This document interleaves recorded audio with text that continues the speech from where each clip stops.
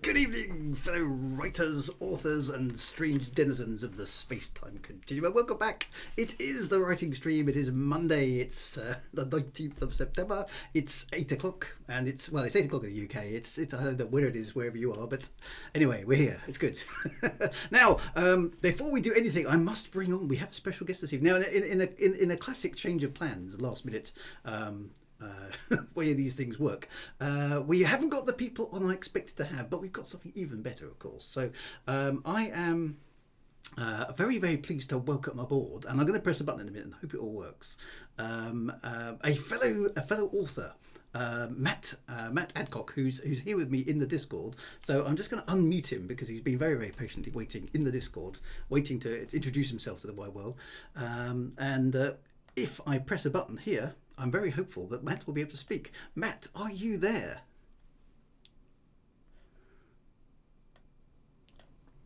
Hey, good evening. Yes, he is there. Yes. Cool. Yeah. Hey, I'm Matt Adcock, and I'm an author. By day, I'm head of comms for a charity, but by night, I write scary sci-fi and some horror as well. Oh, fantastic, fantastic. So we will get into that in a little bit, Matt. So thank you very much for the introduction. Technical success. Everything is working. This is a major achievement for this stream, because usually my lack of technical competence usually has a problem. So we are live on Twitch. So there are a bunch of comments that will come in, which you probably, I'm afraid, won't be able to see. So what I'll do is, as they come in, I'll probably try and screen out the stupid ones or the crazy ones, which will reduce 80. Yeah, that's exactly. That will get rid of 80% of it. And then we'll get on to the serious stuff about it anyway. But now there's a little tradition on the stream. I have to do a thing, basically. So everybody who's already mentioned in the chat, by the time I say that I'm going to do the thing, I have to call out by name. So bear with me for a moment while we do a bit of crazy kind of stuff that's the stream, which is just what we do. So you'll have to kind of just roll with it, I'm afraid. Right, so the thing is the thing. So who is here? We have a Boo-Boo in the chat. We have Commander JR1988 in the chat. We have Commander Duskthorn. We have Commander Terra Firma Glenn. We have myself in the chat, slightly unusually, which I will ignore. Fantastic Books Publishing is here. Now, we do need to have a little word about them in a little bit. Haunted Loaf is here. Good to see you guys. The Arrakis is here, ready to invade or fight off the invasion of the Harkonnens, of course, as usual. Alan RP42 is here, and Winterbutte GB is here, of course.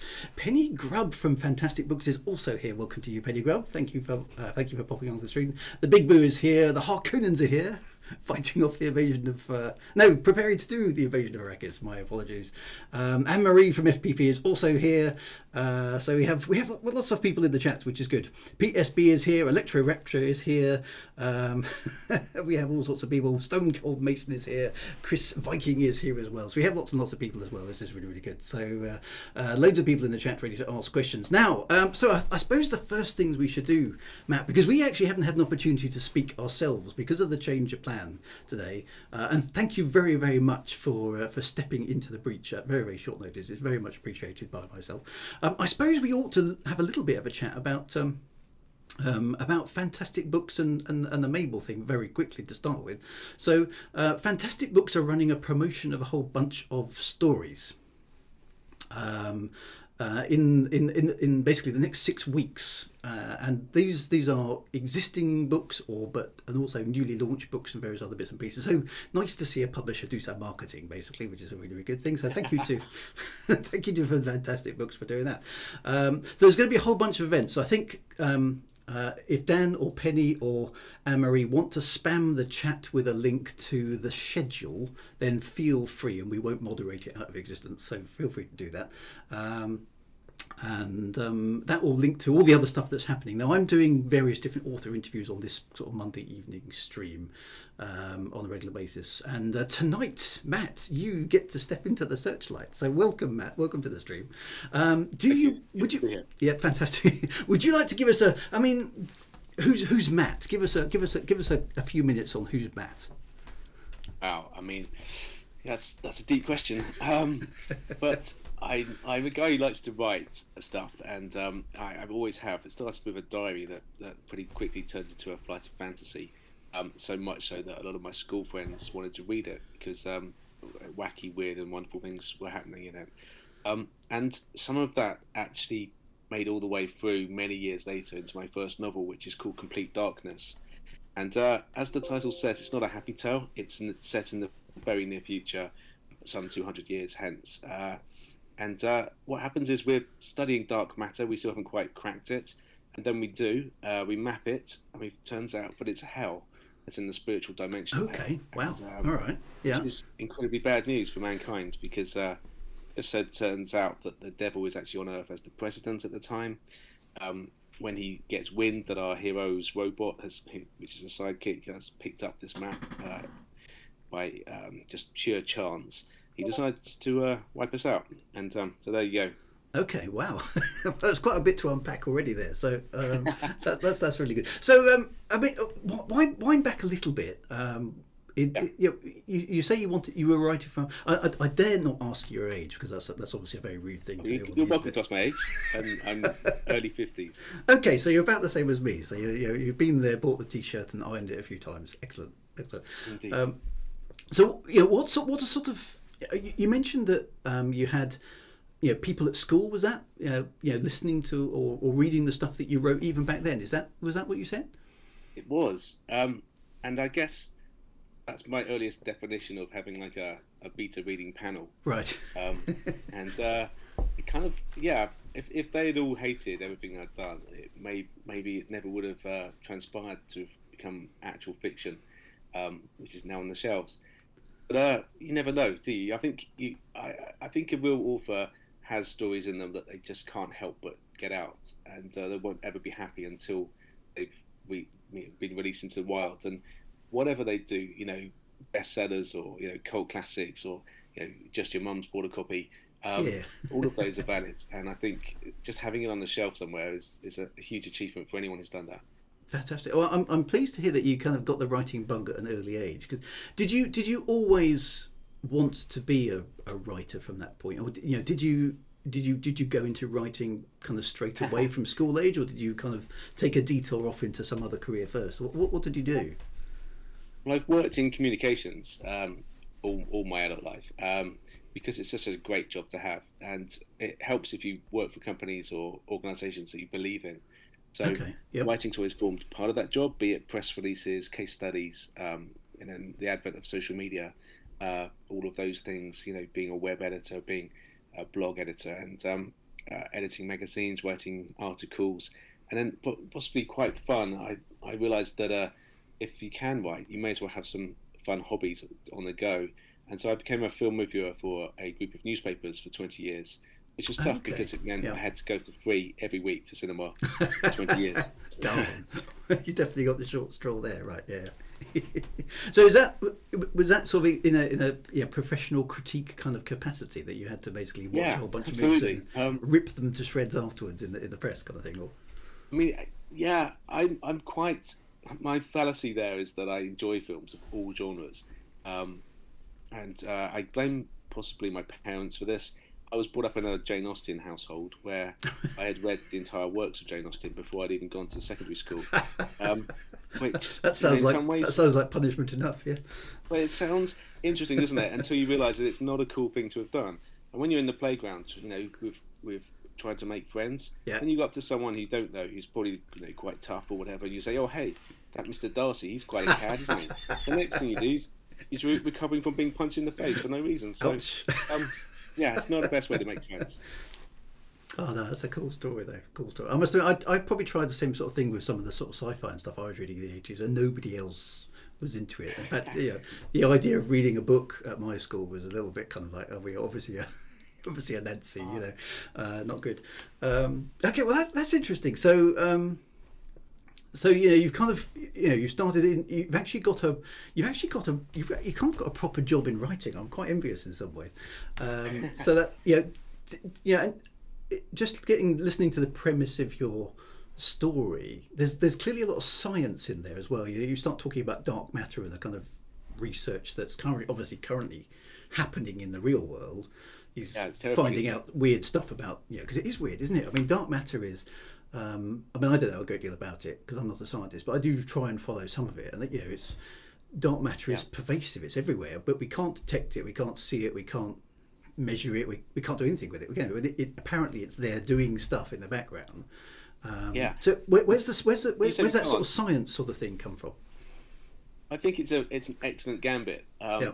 So basically, for me, I wanted something that sounded almost plausible, but equally you could have unlimited fun with, because no one knows for sure what it Yeah. is. Well, I say yet. Any day now they could drop an actual map of dark matter and blow all my creative theories out of the water, Right. or Yeah, prove them. Which would equally be disturbing. And yeah, that'd be even worse in some ways, wouldn't it? so, Yeah. yeah. So that's what it kind of kicked off from. My blog is called Dark Matters and has been for 20 odd years. And that initially started as a place just to post film reviews, because the newspapers I was reviewing from, I'm so old, that didn't even have a website when Right. it kicked off, and they certainly didn't post their film reviews online. So I started doing that kind of, because I had these film reviews and just the paper copies only got read and thrown away on a weekly basis. But now, the joys of the internet is that you can archive stuff online. Although it's slightly embarrassing when people pull you up on films that you raved about 20 years ago and now widely regarded as some of the worst films ever made. But, we won't go into that too far. The trouble is, a review is. I suppose it's quite a subjective thing, is it? I mean, do you have? Oh, absolutely. Do you have some sort of rules that you have to try and stick to when you review something, or do you just go didn't like it, that's it? I was given absolute freedom, so I quite often flew in the face of popular opinion. The best thing was I also had a job at one point in London that gave me a lot of additional hours, to play with. So I got to interview some of the stars of films, and that was just great fun. Oh, wow, People like okay. Denzel Washington, Wow. All right. Bruce Wow. Willis, Jessica Alba, Herbie the Car. That was a fun one. So Yeah. online is an actual interview with me and the car Herbie. So and bless my editor of the newspaper. He was a little dubious, but he ran it anyway. So that was kind of fun. Okay, so that's a different slant on thing. So you basically sort of always had a job where you've been kind of creatively writing, which sounds great. Yeah. And then, did you always have the idea to write an actual novel, or did that fall out of something else? That's a good question. I mean, it was a dream, I'd admit, and the manuscript came together very slowly over very many years, and then. As anyone who's tried to get published will know, the journey to getting published can be all sorts of twists and turns. And pain. Yeah. Yeah, I had a huge stack of rejection letters. Some it's too violent, some it's too weird, some it's we didn't like the religious symbolism of there being a hell or whatever. Okay. A whole raft of things. Eventually, I found a small publisher called Burton Mayers, and they took a punt on it, and and from then it's been great guns. This was 2019. Okay. Yep. And the joy of it, working in comms and sort of akin marketing for 20 odd years more, is that I feel like I've been in rocky training montage for marketing my book this whole time. Right. So I got out to exhibitions. I got to do a reading at TitanCon straight after George R. Martin. So that was a trial by fire. Yeah. He didn't try and kill you off, did he? No, he says he had some of the best anecdotes. So my favourite of his, when we were chatting in the bar, he said, "Oh, Matt, I remember when I was your age," because he's even older than I am, and he said, "I used to go to parties and try and find the most attractive female." He said, "Now I go to parties and I'm just trying to find the most comfortable chair." I was like, "Well." That's definitely an age thing, that is. Yeah. Indeed. Oh, poor fella. No, he's quite good. There's a question just popped in from the chat. Just to remind everybody who's in the chat, if you would like to ask, obviously me, but you know me already, so you probably haven't got any questions for me. But if you want to ask Matt any questions, then feel free just to chuck them in the chat, and I'll field them across to Matt. So, Matt, first question for you here. This is from Commander Terra Firma, who I happen to know is called Glenn. He's from San Francisco, but not that I'm outing him on the internet or anything. But there we are. As an author yourself now, do you find that offering critical reviews more or less challenging since you were published yourself? Well, it's a fair point, because I have had some experience of people whose work I've reviewed, and it hasn't been, in my opinion, great, and they sort of retaliated, as for want of a better word, giving me a 1-star review. Ouch. On the back of just because they could, and that sort of is the pettiness of the world that we live in. But I find you are slightly more accountable, I guess, because you have a public persona that people can find you on Amazon, or I can find you in Waterstones or whatever. And, so yeah, that I guess there is that. I guess it's a case by case basis, as always.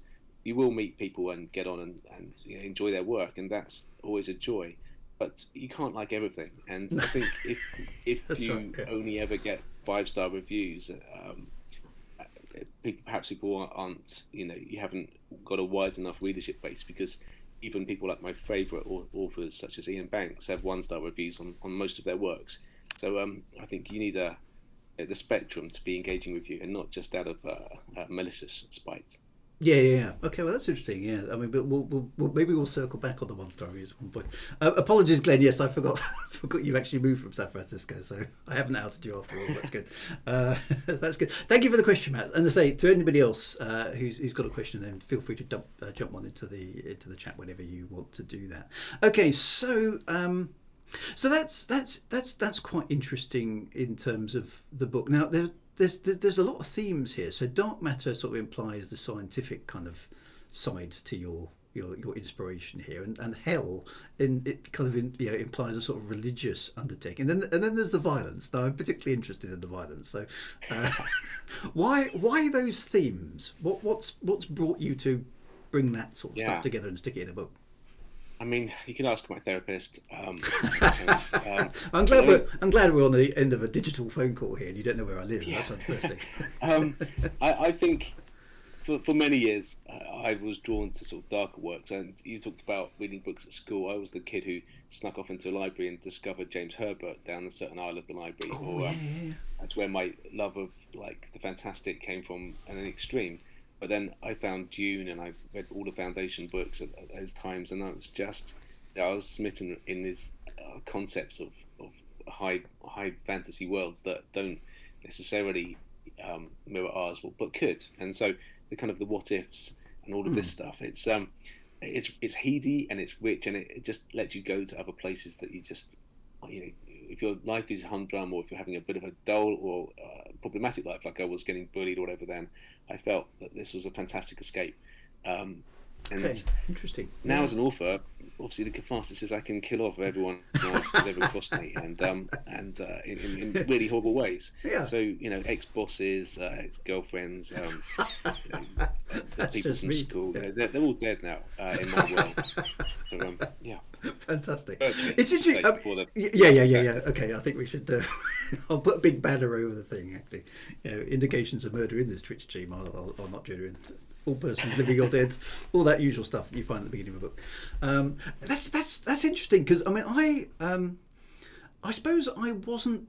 I wouldn't call what happened to me at school bullying, but I was certainly, I suppose, picked on quite a bit, because sure. I was sort of.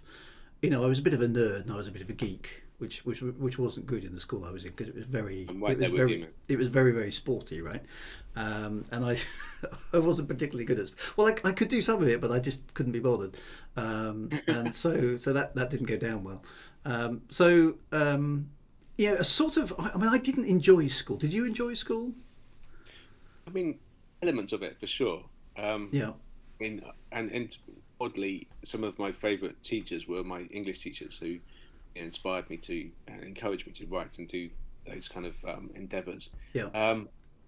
But yeah, I'd class it as a mixed experience. It's not one I'd want to hurry back to, unless I could take all of my accumulated knowledge and things now, and things would probably pan out differently if I could.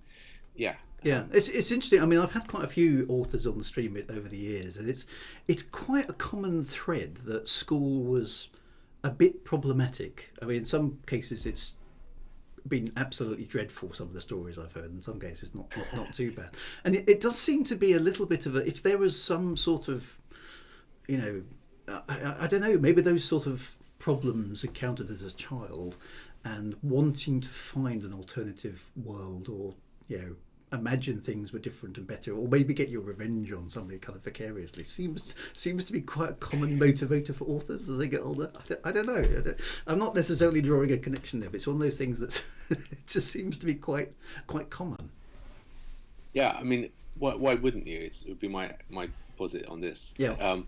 in a world where you can make anything happen, having cathartic death for your enemies is something that's fun to have. Although probably not for everyone. If you're running romantic comedy, probably not the right way to go. No, possibly not. So, I mean, you've brought together some science, some religion in here. Now that's interesting to me, because I did the same thing in some of the stuff that I've written. Is the juxtaposition between science being, I mean, I suppose if we talk about science in general terms, it's very kind of formulaic, it's investigatory, it's facts, it's theories, it's hypotheses, it's trying to prove things. Whereas religion is obviously, kind of revealed sort of truth, and you've got to have faith in it, which is exactly the opposite in some ways. Is that driven in your story by some event in your life? Is there some sort of religious background, or is there some sort of scientific, or a bit of kind of tension between those? Yeah, I mean, full disclosure, my parents were incredibly religious. Sort of talking carry level, so that definitely has a bearing on you, I think. And now my good wife is actually in ordination training to become an Anglican vicar. Okay, at this later stage in life. Yeah. So it's fascinating, really, because she's written a book which is a guide to working with young people. And when people realise that we're both published authors, they sometimes grab both our books, but they could not be more different. And some very interesting reactions from that. Yeah, I can imagine. Yeah. But personally, I found that religion again is a what if, surely, and the fact that there's so many different takes on it points to the fact that there's some people out there who've had a lot of fun thinking up different ways to potentially approach God or Satan or whoever you want to make your deity.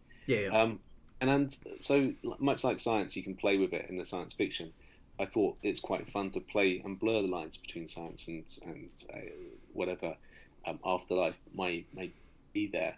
And just for good measure, I had my hero become a superhero via accident, that the devil just decides to wipe him out with a victim isotope, that in the future we can mark anything we want to kill and it will become a victim. Right. So say like rats, you bomb the rat's nest with this isotope and they tear each other apart. And that was my little homage to James Herbert. Okay, excellent. But if you survive more than 24 hours of the isotope in your system, you actually super evolve, so you to fight back. And so the devil unwittingly creates the only person strong enough to fight him, and obviously at the end they fight. Not to give it all away. No spoilers, obviously, because we'll chuck some links to your books into the stream and into the chat. And that superhero element helped it become a comic, though, which my inner geek is grinning with glee, because you can now buy the first issue of Complete Darkness, an adaptation of my novel, as a comic. Okay, so you've turned a completed novel into a comic version. Is that? Yeah, we started to. During lockdown, an artist got in touch who'd read my book and said, "This would make a great comic." And I was like, "Damn, you're right, but I can't draw. I don't know how to do that." Yeah.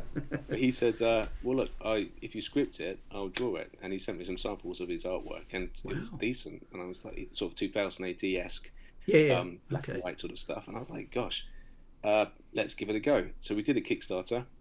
We got almost $3,000 for the first issue. Yeah. And that included being able to give people T-shirts, and some people have their likeness drawn into a bar scene in issue 2. Various fun things like that. Yeah. And now it's a thing. So long may that continue, because that's a whole new world of Comic-Cons and places to go and network and all that sort of joy. Yeah, because I suppose if they're going to, I have not been to a Comic-Con myself, but I've never kind of, I suppose, thought that a standard novel is probably necessarily the thing that you would take to a Comic-Con, but I can imagine that a comic obviously is. And obviously 2 for 1. So people buy the comic, if they like it, they quite often buy the book. Right. Okay. And so it's kind of symbiotic in that nature. So is that part of a big marketing strategy that you've come up with, or is you could call it such. For me, it's just a giddy adventure that I'm on. Being published was one thing. And when the book got picked by Den of Geek as one of their books of the year, alongside Philip Pullman's new tome and Margaret Atwood's new tome, I was, beside myself, and I thought, gosh, this is unbelievable. Now it's a comic. Who knows where it goes next? But my initial publisher want a second book in the series, But it's been absolutely fascinating, kind of bumping into Dan Grubb and the whole Fantasticon kind of people, because um, that's why, as part of the MABLE series that we're promoting Yeah, at yeah. the moment, we have an anthology called Dread Cold coming out on Halloween or just around that weekend. And I was delighted to get to help edit that and submit a Okay. short story for that too. Yeah, yeah. And is that? I mean, I must say, I haven't caught up with that particular anthology. Is that a horror It anthology? is. It is. Yeah. It's a scary story Okay. Excellent. anthology. He has Excellent. 25 excellent scary stories in there. But how being on the panel, helping pick sort of the top 10 was a great honour to get to do that and write the forward for it and things. So that's a tome I have a lot of affinity with and pride in, Fantastic. I guess. Yeah. Okay. That's excellent. Going back to your comic, there's a few questions that have just dropped in there. So, Sure. was it difficult to distill a full novel into a graphic novel style? Yes, it's a very different discipline if you think about it. How many words you've got per page? Yeah. Um, so writing a script where you have very few words and you can't afford to have huge panels of text exposition. You have to let the storytelling work through the actual visuals. Yep. Um, so yeah, like I say, fortunately my book had a prologue, and that was almost a standalone sort of teaser for the rest of the book, where the concept of starlight bounce. I don't know if you're familiar with this, but if we could magnify the light coming back to us from a star, Mm. you would see what happened here X number of years ago, how long it's taken that light to travel. Okay. Almost Yeah. like a silent movie.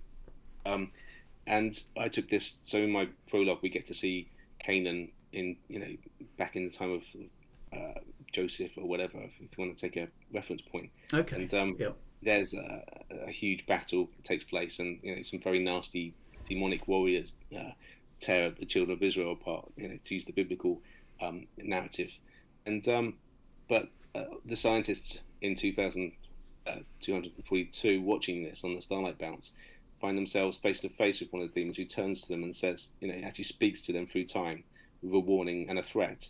So I thought that was quite a fun sort Okay. Wow. of ooh Yeah. moment. It's kind of like yeah. Yeah. Okay. Interesting. So you've been able to use that. So I mean, do you have a word count for your novel?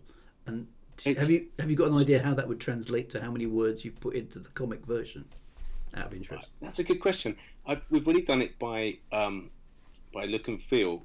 So we've once you've got your main artwork ascertained, you then go through and drop in relevant speech bubbles, and where necessary, there's little kind of intro panel kind of leaders. So it might say the date, it might say a sentence about what you're about to hear and see. And some of the scientific findings and stuff needed a little bit of explanation. Yeah. In fact, in the novel itself, there's copious footnotes because I couldn't find a better way to. It's kind of hard, isn't it? out. Yeah. If you've got a lot of Yeah. information that the reader needs to understand, it's kind of I hard mean, to comics don't insert. really run with footnotes. No, indeed. So, Yeah. it's been a fascinating exercise, and we're literally at the stage of issue 2 now, where because we're learning. I'm a complete noob at this. Yep. And Carl, my artist, he's only had one comic project beforehand, so we're literally leading each other and sort of looking at a page, looking at when we put dialogue on it, where it might fit, how much to put, reading it back, and sort of just seeing how it goes. I guess it's Okay. it's great fun. You're sort of interpreting it as you go. So is an issue of a comic, is it analogous to a chapter? Is it analogous to Yeah, a that's part of the book, or how does it work? Yeah, we're aiming to do it chapter by chapter, and then Okay. the joy of that would be if we succeed in this venture. Finally, we'll have a graphic novel which would have a spine and Okay. ISBN set alongside the actual book on a shelf. Right. So that would be my dream, because I grew up, as well as reading sci-fi and fantasy and horror. I was a huge fan of the initial wave of graphic novels. So Watchmen, Dark Knight Returns, Yep. Swamp Thing, and of course Brian Talbot's Luther Arkwright, which has bumped into my world recently because I got invited to a launch of Luther Arkwright's new tome, and he's in his 70s, I think now, but he's still Yeah. looking out 200-page, and he can draw and write, which I'm in awe of. That's because just sickeningly talented. Yeah. yeah, so, and he's been doing it since the 1970s, which is stunning to have that levity of that longevity of a career at the very top of his game. And he invented the multiverse. There would be no Marvel multiverse Wow. Yes, of course. he hadn't done it first. Yeah. So Yeah, that's fascinating. So, I mean, Kickstarters, obviously, I mean, I've come across it as well. I've done some bits and pieces on there as well. Was that did you find that a really worthwhile way of generating kind of buzz around the idea and obviously getting a certain amount of funding for it? I mean, I'd never tried it before. I thought we've got nothing to lose, because the thing with Kickstarter is it's slightly scary. You set a target, and if you don't meet your target, no one pays. Nothing happens at all. Yeah. Yeah. So it could have fallen completely flat, because you're not allowed to back your own project, which it's just fair. So it's kind of a litmus test as to is there an actual market for what you're trying to put out. And had you done a bunch of stuff to sort of get your name out there prior to the Kickstarter? Or was it only through the novel? When I came up to Fantasticon, I think it must have been in 2020 or 2019. I got some various artists I knew to do character, art cards from the novel itself. Never dreaming that they would actually become a comic at one point. But it was a fascinating exercise, and they're great calling cards. So, like when I was at TitanCon after meeting George Martin, I gave him one of the cards with a robot on it and stuff. He's like, "Oh, cool, this makes a good bookmark." And so people tend to like that nerdiness. Yeah. Some things to take away and to enjoy. Yeah. Yeah. And that marketing side of things is something I absolutely love doing. So when you had to dream up kind of different tiers to try and get people to pay, because if everyone just goes to the minimum and gives you £3 for a very basic PDF of the comic, you won't make it a great deal of money. And if you set a £2,000 or £1,000 target, you're likely to fail as a first timer with no real network. So what we did was, like I said before, we've got some t-shirts designed. We put the £150 have yourself drawn into the next issue kind of option. And to my absolute delight, several people were going for this sort of thing, and we got to the point where we realised we could do an alternative cover stretch goal. So I got in touch with an actual 2000 AD artist who was a Judge Dredd to his name, called Siku. He did Judge Dredd and the sort of African tales of the African gods. And he was very amenable, and when I chatted through the situation to him, he said, "Look, I haven't got much on. If you can get an extra 500 on your Kickstarter, I'll do you an alt cover." So I put it out there. I said, "Can we make this target?" We made the target, and now he's done me an absolutely fantastic alternative cover, and which gives it a great deal of credibility as well in the world of comic book fans. Fantastic, yeah. Good. I mean, if you've got some recognised names, or maybe even a recognised style that's similar to something else that people already go, aha, and they associate good stuff with. Okay, well that's interesting. So I mean, it's a topic we've chatted about on this stream a lot, is because a lot of us are very introverted and can't stand talking about ourselves, and find it very difficult to market either ourselves or our or books or anything else that we created. So have you got any? Have you got 30 seconds of pearls of wisdom you could chuck in for us in that kind of regard? I'm more of a scattershot kind of approach as opposed to laser target. Yeah. I think what might work for some may not work for others. As a basic rule of thumb, though, getting yourself out there to events is probably what's yielded the best return for me. Okay. So, like I said, getting to do a reading at places, even though, to be honest, I'm not the world's best reader louder. Boarding up to people in the bar if they look like a journalist, getting to chat to them. That's how you get yourself considered for reviews and external pieces, and really just giving them a reason to remember you, which is in a positive way, hopefully. So having an art card, having something that they can actually take away with them, and when you get back in touch, they go, "Oh yeah, I remember you." This, and that's just been a joy. And as I say, working in communications all my life, going out and meeting journalists, meeting clients, and selling stories or promoting things has been my day job. So it does come naturally to me. As a huge gamer, I also a slight introvert. Okay, I actually interesting. turn Yeah. situations into a game. In my mind, I will give myself points for if I talk to the most attractive female, the most attractive guy, the coolest guy, Yep. a various high score that I want to try and reach. Right. That would enable me to see it more as a challenge rather than as a, oh gosh, I just want to have a glass The of wine. terrifying Yeah, obstacle. exactly, Yeah. yeah. Yeah. Wow. So Okay. Interesting. I Interesting. don't know That's if an that's going to work interesting. for anybody else, Yeah, but that's an hey, interesting approach. Yeah, I hadn't thought about treating it as a game. That's quite good. Yeah, you maybe get to yeah, unlock a certain level and get achievement unlocked. yeah. Nice. Okay, we'll touch on games a little bit as well, actually, because that could be Cool, interesting. cool. There's a question actually here, which I've been reminded by fantastic books to go and ask, because the chat's been moving, which is good. But Walt says, Matt, you have a great sense of humour. I've not read your work, so can ask: does humour figure importantly in your writing? Humorous or satirical horror is an interesting concept which hasn't been done a lot, as far as I know. So mixing It really does. humour and Yeah. horror. I have a very dark sense of humour, and that comes across. So and again, when there are no limits in sci-fi, so you can do things like there's a sort of extrapolation of the lottery in the future is called unlimited, where if you're the winning player at any given time, you have unlimited funds and Yep. you can spend them as you wish. The only downside to that is that any other player is allowed to take your life and then become the winning player. So Okay. Yeah. kind of, and that leads to some very amusing situations. There's, it's, I just enjoy that kind of satirical nature as well. So there's the World Conference of Atheists. It's having their annual general meeting at the Dawkins Laboratory, Right. and a cloud platform crashes into it, and the news report it as an act of God. I mean, this sort of thing just makes people hopefully smile. Yeah. No, I like that. That's good. Yes. Okay. So that's okay. So that's quite subtle. I mean, so using humour inside story. I mean, I've done a little bit of humour. Most of mine, I suppose, would be kind of character-driven stuff, where not that And the you're quite characters. prolific, aren't you? Well, yeah. So I like my characters to kind of get into humorous situations and basically just Right. slightly take the mickey out of each other.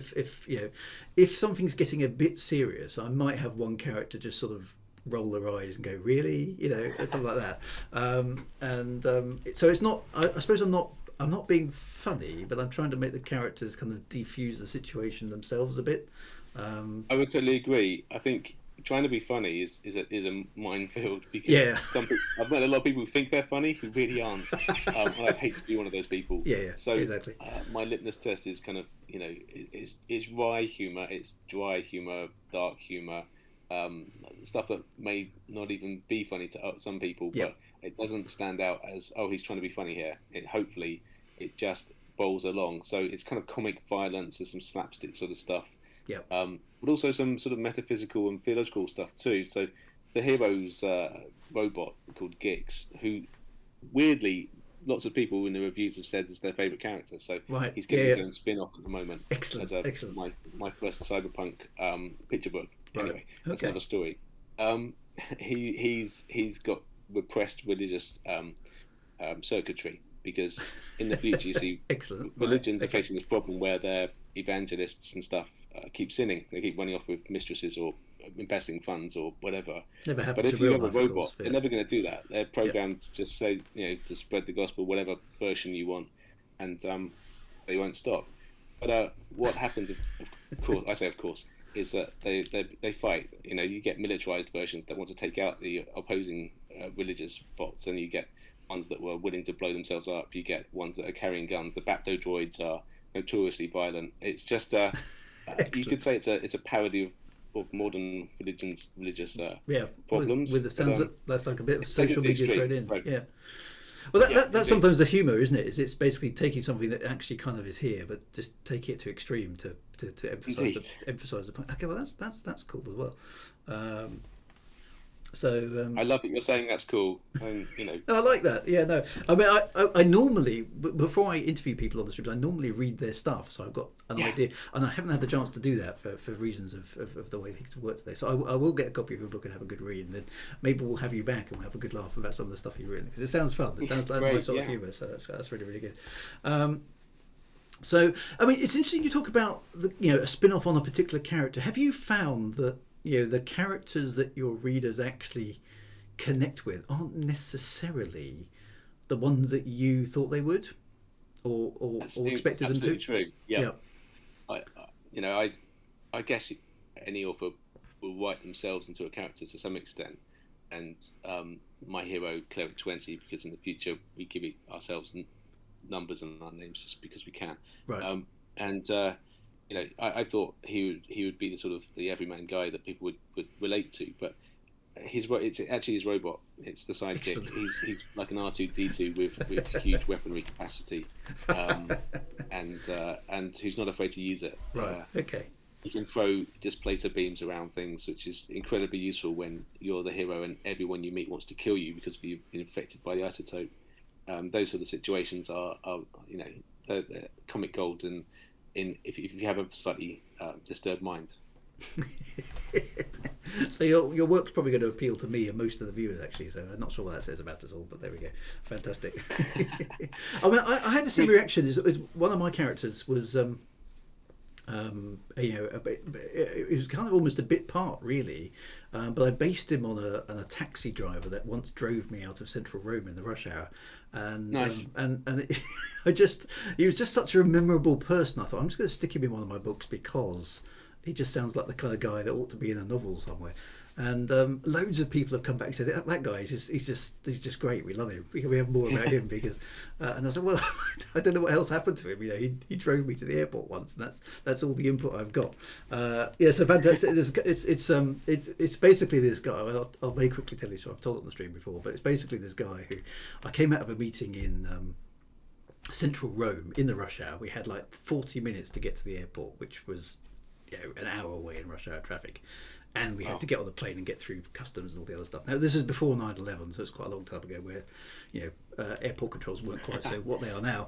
But basically, we came out of this meeting late. There was a taxi waiting there. We bundled in the back of this taxi, and our host gambled in Italian to the taxi driver.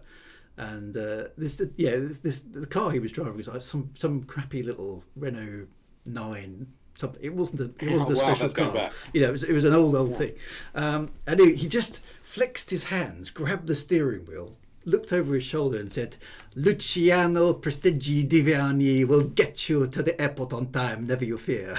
And with that, he just floored the accelerator, let up the clutch, smoke everywhere, and drove, in a terrifying manner. I'm amazed I'm still alive, but did get us to the airport. So it's just one of those memories I have. That's like he's in the book, and he was a space captain in the book, but not a taxi driver. But it's just perfect sort of stuff. Yeah, I applaud that. I think that's because like I said about killing off people, you can also big people up and have fun with people you've actually admired or have changed your life for the better. So yeah, definitely a good thing to do.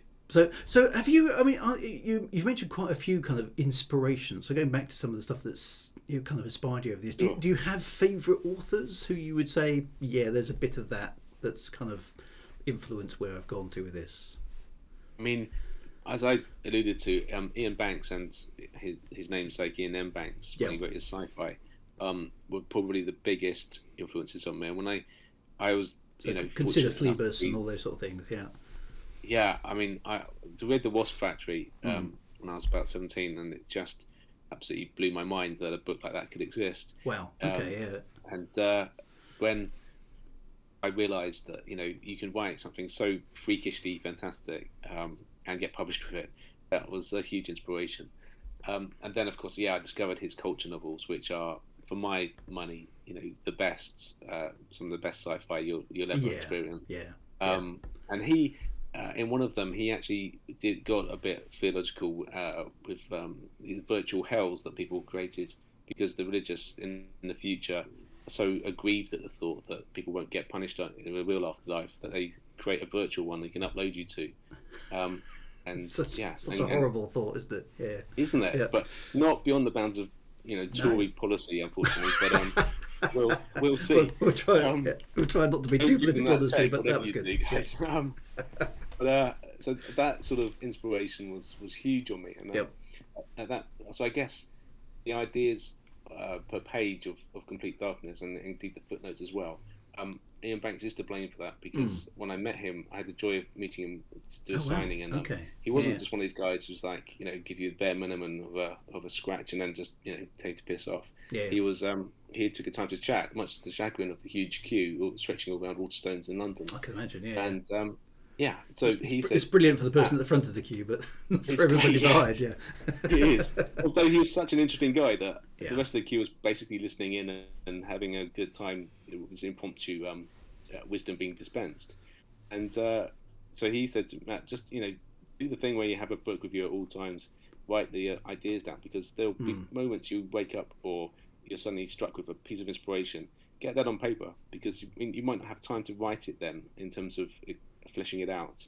But there will be times where you don't have the inspiration, but you've got time to kick around, and that's when you go back to your idea pad and just take the time to expand just even a couple more sentences on each of these things that you put. That's it. I mean, it's good advice. I mean, I must admit, I always keep a notepad with me, or after my phone, just in case, because you can like jot down an idea, because otherwise you go, oh, I remember that. And of course, you never do. Yeah, you never do. Yeah, and that's a really frustrating feeling. Yeah, when we had a great idea, which you now can't remember. Yeah, but you can remember having the idea, but you can't remember the idea. Yeah. Yeah. I made the mistake, or maybe it was an actual mistake, of choosing my notepad of choice to be one of those big black and red A4 hardbacks. Yeah. And which is great for writing on the train, because I used to commute to London quite a lot, and I found that train journey some dead time that I could use when writing because I write much better pen to paper than I do hand to keyboard. Oh, interesting. Okay. You find that actually easier, or just better quality, or? Yeah. I can't explain it in any rational sense.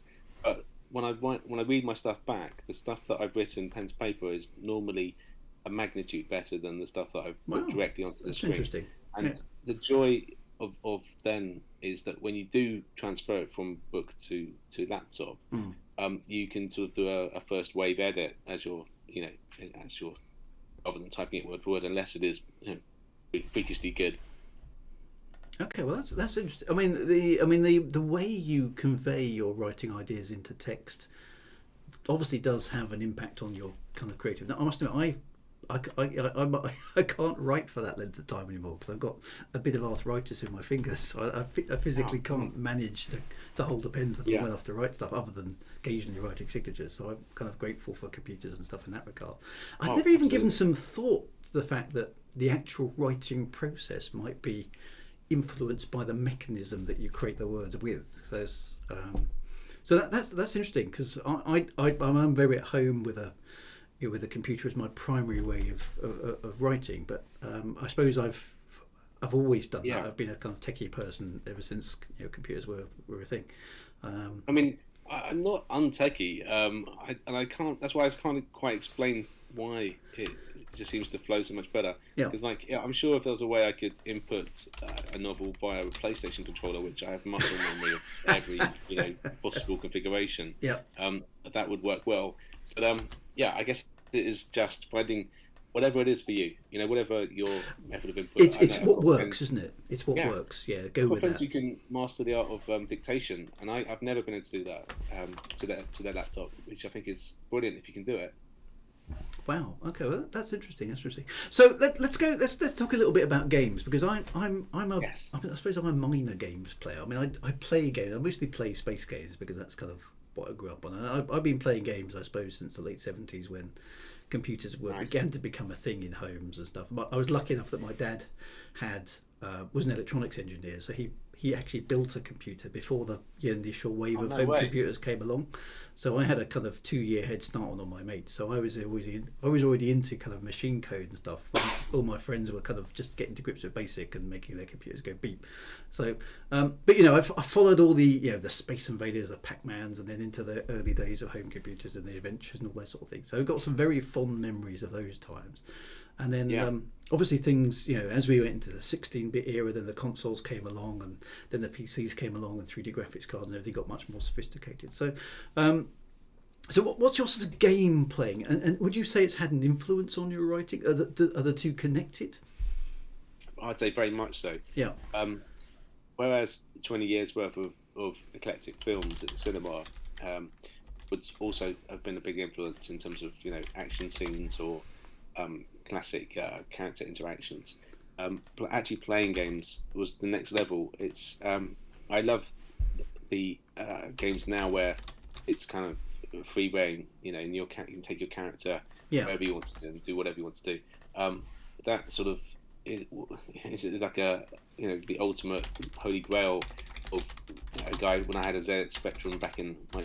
Oh, you're a Spectrum man. I instantly Manic get, Miner and you stuff like that. instantly get massive kudos here. I'm coding hours only to have it come up with error at the end and stuff like that. Oh, tape loading error. That was the thing we all feared, wasn't it? Oh, the tapes. That whiny sound. Yeah, 15 minutes to play a 2-minute game. All that sort of stuff. Good old days. Yeah. Yep. But yeah, so I've been a big fan of the evolution of games, and now with PlayStation 5 with like nanosecond loading times, even for the most graphic-heavy games, a death and repeat, with no loading wait is just absolute joy. Haptic feedback through the DualSense. These sort of things I can fully appreciate because I've been there when using incredibly clunky and badly designed controllers from the 80s. Yeah. So, yeah. I mean, it's interesting. I mean, I've found. I mean, we have discussed because I do gaming streams as well on this channel at different times of the week, and one of the things we have talked about as being children, I suppose, of or teenagers, I suppose, of the 80s, right? Is the computer games back then were necessarily primitive. They couldn't be sophisticated really. Because there just wasn't the space in the machines, the technical capability wasn't there to do much more. But the authors of those games back then did some pretty impressive stuff with limitations that they had. Hugely. And I think, I mean, what I've always thought is that people like me and possibly people like yourself, you tell me, injected our own imagination into the expanse of nothingness that was around those games because they couldn't provide it. Everything was either just a wireframe or maybe a bit of text on screen or a basic sprite. So you had to inject your own sort of narrative into the game in order to kind of flesh it out to make it fun.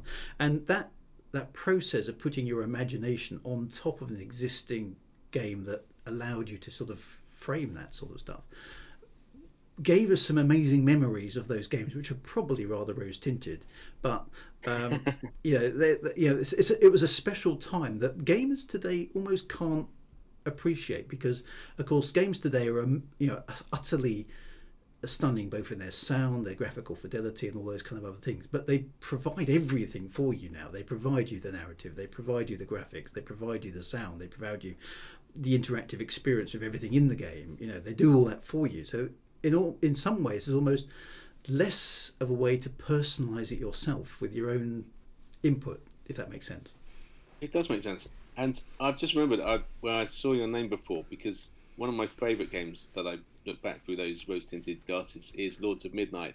Right, okay. I spent many, many, many days of my life playing, so much so that I developed one of the earliest RSI cases, playing that game. It took hours and hours and hours to play, didn't it? It really did. And Doom Dark's Revenge, all of that stuff.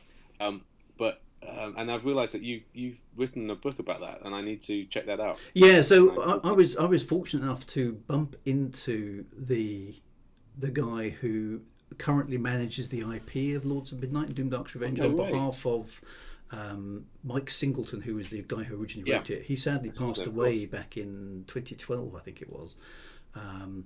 And I bumped into the chap who manages the IP, and he'd heard of me through the Elite book that I'd written, and I was basically saying, "Oh, wouldn't it be great to write a Lords of Midnight book because that would be fun?"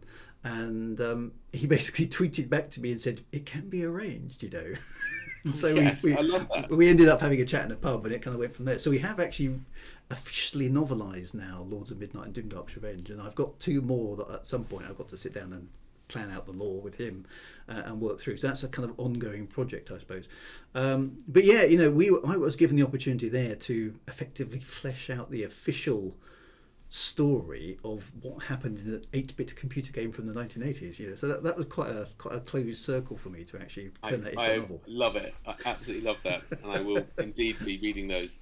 with much interest. So it's fun, and those games had a profound impact on me because, I mean, Lords of Midnight, if you're cruel to it, is basically a rip-off of Lord of the Rings, right? It's you know that's what it is. Or from the best, though, yeah. Well, exactly, and the trick that Chris, the guy who manages the IP, and I had was basically, how are we going to novelise this in a sympathetic way, which is not basically a rip-off of Lord of the Rings? How are we going to differentiate it? For legal reasons. Well, partly that, and partly, you know, to tell a satisfying story, which is true to the source material, etc., etc. So it was a challenge, and we hopefully rose to that and did it quite well. But it was fun, and it was a fun link back to the gaming of the 80s, but trying to write a modern novel. So that was quite good. I haven't ventured into that yet. Yep. Although there are some games described in the World of Complete Darkness. I've created a play product which is loosely based on what a future PlayStation may be able to do for you. Okay. Wow. Yeah. Entirely fun. Whereas the future cinema is now beamed directly into the sky, and there's a kind of like a high def bat signal right above, bigger than any IMAX could ever be. So you could just literally sit and watch it above your house or wherever you are. And the structure of the novel is such that it takes bites of fantasy between some chapters to tell you jump into the latest of these adventures, which is a whole other character. So that's fun. So presumably, I mean, one of the things I'm currently working on a series which is set in the future, and one of the challenges that I'm wrestling with is how much do you extrapolate on where technology takes us to, and how far do you go that it's still kind of accessible to an audience of today but doesn't look pedestrian in like 5 years time? It's a tough one, isn't it? It is. It's horribly hard. I mean, there's stuff in Complete Darkness that I know at the time I thought was absolutely revolutionary and is now happening. I mean, the scariest thing being a head chip, where you have a infused chip instead of carrying a mobile phone, which they're trying to test in the States at the moment. So be careful what you wish for or write, I guess. Exactly. Yeah. Well, when I've my previous series, I basically set on a plausible planet, basically an exoplanet, because I was quite into the astronomy of it in terms of the locale. And that hasn't been disproved yet, but every day I'm expecting it to probably be disproved. But what I did is I basically thought, what I'm going to do to keep it safe, I'm going to actually make my society there retrograde in terms of its technology. So it was more advanced than we currently have today, but it's gone back to a period where actually it's less advanced than we are today, and then tell the story as they uncover the advanced technology. So I don't have to have everything working. That makes sense. Breaking the law can be tough, can't it? Yeah, so that was the thing. As soon as you create new tech, so I've got like teleportation stream and stuff where you can fire up a virtual one near your house and choose where to go and stuff. Yep. But once these things exist in your world, then you have to continue to play by those rules. That's it. The genie's out of the bottle, isn't it? Yeah, you've got to stick with it. And the other thing, I mean, sorry. Oh, most fun you can have with that is imagining someone half in one, half out, and male bits of the male bits of the male anatomy getting shot out at one end of the stream, detached. So very dark. Yes, good for the very dark. Excellent. No, I mean, you look at how science fiction writers have tried to imagine the future and what they've got right and what they've got wrong. It's quite fascinating if you take a basically like a critical eye of things like Star Trek and look at what they did get right and what they didn't get right. You look at the original series and everything's flashing lights and coloured buttons. And that didn't last very long. But a Next Generation, everything is a flat screen laptop of some kind, and it's kind of like, well, that did happen, but much sooner than the other things. And of course nowadays you watch most sci-fi TV shows today and everything is a holographic screen floating in the air and people are kind of waving their hands around. And that feels like a vibe that maybe we'll get that before too long. I don't know, but they're certainly working on it, aren't they? So those sort of you're in the future kind of things that you insert into the novel Yeah. Are very dangerous. I mean, it's interesting if you. I mean, you probably know this from the Asimov stuff and Foundations, and even I think some of the culture stuff from Ian and Banks. People still using photography in the future because they've gone, well, we'll take a picture of it. It's film, and of course, film doesn't exist really anymore, in the sense of it's a usable. It's something that's mainstream, because it's been replaced by digital imagery. But taking a photo of things is quite a common thing that you find in older science fiction novels because they just assumed that it would still be there, and of course it's not. Yeah. Well, some things that are so classic that they just perpetuate. Who will never get away from having sandwiches or something. Because it's just such a good idea. Exactly. Yeah. That's it's interesting, and how if you're trying to. I mean, I've got my current set of novels. I'm working several thousand years in the future. You're kind of okay. What's plausible there that. And my universe is basically I'm not allowed to break the laws of physics. That's my rule. Okay. So that's a bit of a rule that I've made for my own back in some ways. So I can't have anything fantastical that doesn't make sense. So for example, things for example that I've basically set rules on. I'm not going to have any anti-gravity tech. So there's not magic anti-gravity plating in my spaceships, which just make everything the right way up. I'm not going to have visible laser beams because that's not how lasers work, right? Stuff like that. And there's a whole bunch of other things. So I've set myself some, specific things that you can't change because the laws of physics currently say that isn't the case. Now, obviously, as we learn more about science, we might find a way around these sort of things. And who's to say in 2,000 years' time that anti-gravity will be like, we'll just switch it on. It's just like having a laptop. I don't know. If we're still here at all. All those sort of things. And what my challenge is, what's a plausible vision of what humanity will be capable of 2,000 futures, which both fits with the laws of physics as we understand them, and is exciting enough to make a story out of in the future. And that's what I'm sort of wrestling with. How far do I go with realism? How far do I pull it back? And but what do I need to tell the story without it being? I can understand boring? That's a tough one to grapple with. And I guess I started down that route, and then I just thought, so that I'm just going to go all out and do some fantastic stuff. Because the minute you've got interdimensional, realms of hell and demons and stuff, battle mages, mechs, all fighting in the same universe, then physics has got to go off already, Yeah. Well, and I suppose it depends on the style of book you're kind of creating and what you have to, where you want to go with That's it. True. Which I suppose brings me to my next question, actually, which is, it sounds like, I mean, I can't think of a genre that your book would fit into, which I think is a good thing, right? Because I appreciate that, because my books don't fit into genres either. But has that been a problem? You mentioned early on in the interview, approaching different publishers and rejection letters. Was that an issue of the type of book that you were trying to write? Very much so. And I felt like I still don't necessarily know where it ends up, and it gets classified in different bookshops and different places in different ways. What has been a lovely byproduct of that is I've discovered the cyberpunk community, and because they've kind of embraced it, even though it's not your sort of standard cyberpunk. I didn't set out to write a cyberpunk novel, but there are elements of it that are very much of that, sort of the big corporations, or the hacking and some of those augmented humanity sort of tropes. And that's led me to sort of getting some short stories published in cyberpunk books, and setting up a cyberpunk podcast with another author, which has all just been a delightful spin-off, Yeah. Interesting.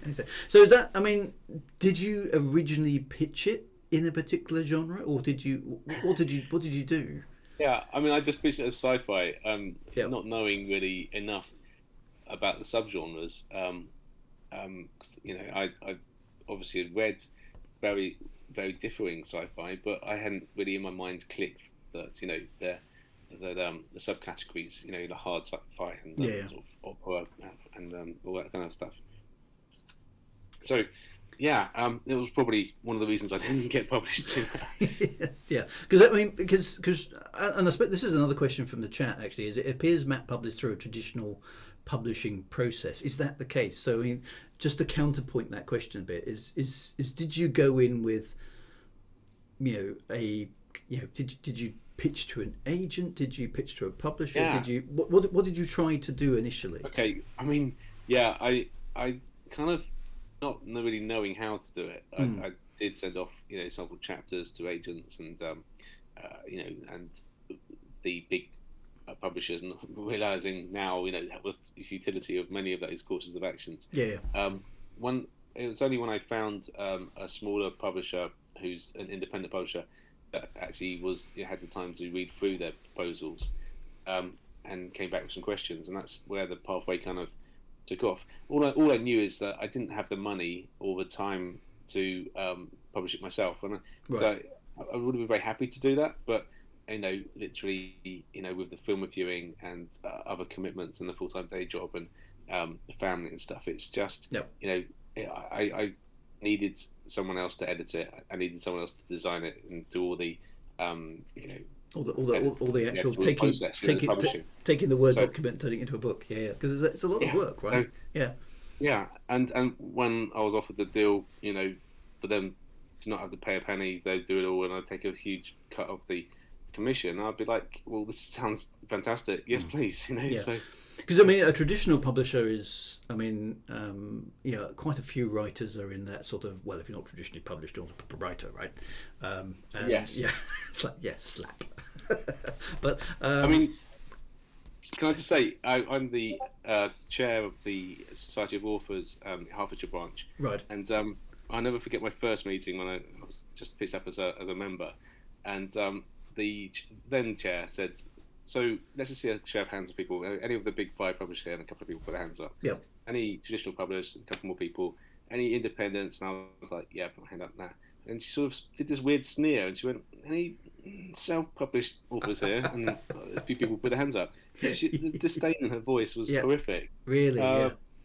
The best thing, though, was that one of the ladies in the room who was self-published, when it came round to her explaining what she's just been up to, had just bought herself a brand new BMW that week from her last month's takings from her self-published smut novel that she had out there, which had made more than everyone else in the room in 1 month.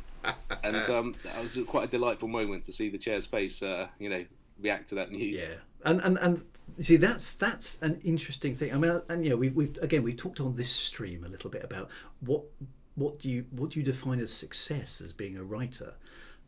Is it like you say? Yeah. Is it being able to afford a BMW at a monthly royalty check? Now that would be nice, right? Yeah, I'm quite up for that. I may not choose a BMW myself. No, but having the option to do so would be fantastic. Indeed. Or is it? Is there still a sneakiness about? No, I've got to be published with one of the big five, otherwise I haven't made it. And I think for every individual that's different as to what they think is successful. Is it the numerics of how many books you've sold, regardless of what profit you make, or I think it's different for everybody. But so what do you think? Well, you sort of mentioned a day job. Would you like to be in a position where the writing made the day job an irrelevance, or what would you like it to, how would you like it to end up? Oh, it would be an unbelievable dream to just be able to exist financially and write. One of my current favourite authors is Gareth Powell, who's feels like very much the spiritual successor to Ian Banks, and with his sentient spacecraft and stuff. Yep. And he is now, I think, 10 novels in, and he's making it work in that way. So what an absolute lovely place to be. Will it happen? Who knows? The comic is a fantastic calling card for TV. I've got a friend whose comic has just been picked up by a network for a TV adaptation. Wow. Okay. So it can happen, and I'm not ever going to rule it out, because I'm the sort of person who will keep trying different things.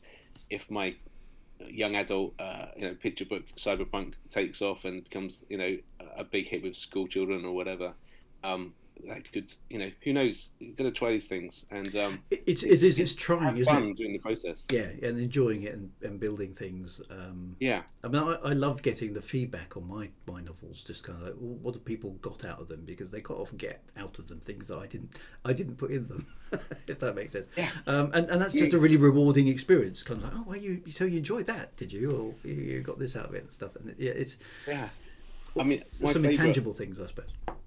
my favourite author reader feedback was when this woman read Complete Darkness, and unbeknownst to me, she'd whittled and painted in sort of a Warhammer sort of style my Yep. two main characters, which Oh she thought wow. they might look for. So she got in Excellent. touch and asked my address, and I was like, "This is a bit weird." Yeah. But Yeah. then when she explained what she'd done, she sent me these two, and they're now pride of place on my mantelpiece. And I mean, to inspire that level Yeah.